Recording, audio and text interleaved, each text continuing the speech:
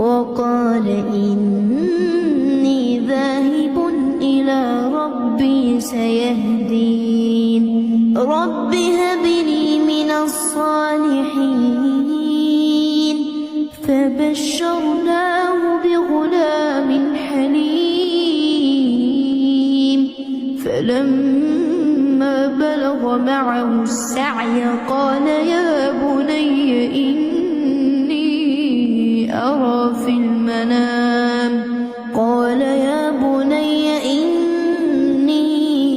أرى في المنام أني